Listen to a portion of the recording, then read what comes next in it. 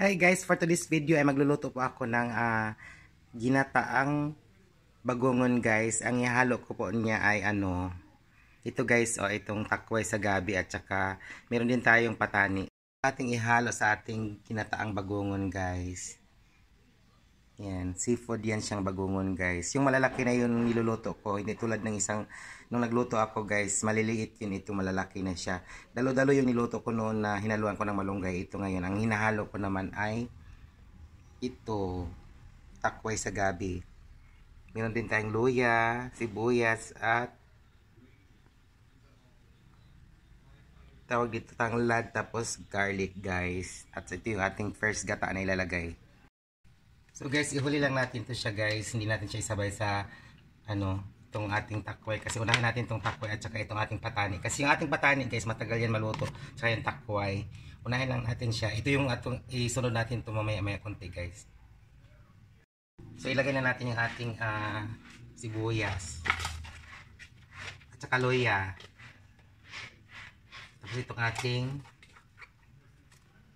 garlic. Isunod natin itong ating ito guys, yung ating takway guys, para maluto siya, mauna siyang maluto. Saka itong ating patani guys. Natimplahan ko na pala yan siya ng pangpalasa guys. At isunod natin itong ating first na gata. Ano lang yan siya guys, hanggang maluto lang siya. Tapos ilagay na natin yung anglad. Ayan na yung ating guys, kumulo na siya guys, yung ating takway na pinapakulo muna natin, yung gabi natin na takway, saka yung ating patani guys. Ilunod na natin yung ating guys, yung ating bagongon guys, para maluto na rin siya masabay sa mga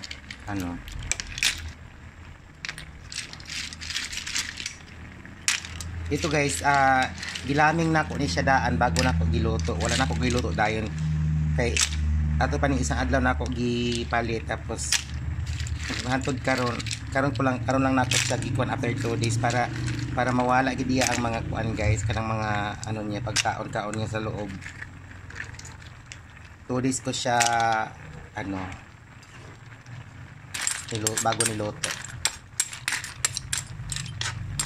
Yan guys, tapos ang nilagay ko pala niyan bago kasi sinilaming ko siya, ang nilagay ko asin lang siya guys, para maalat-alat yung tubig. Yan guys, so lagyan natin siya ng tanglad, tapos ilagay natin yung ating sikan gata.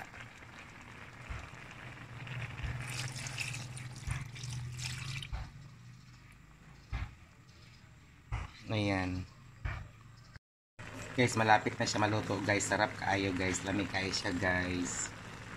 Niya pag naluto na siya, pahubaso-baso na natin ako gamay ang sabaw niya para maluto na siya guys. Lamig kaayo siya guys pag sagulan niyo mo og gabi o kanang naang patani niya beans. Guys, luto na po yung ating nilutong ginataang bagongon guys sa gabi, takway ng gabi at saka patani guys. Sobrang sarap guys. Thank you for watching. Bye!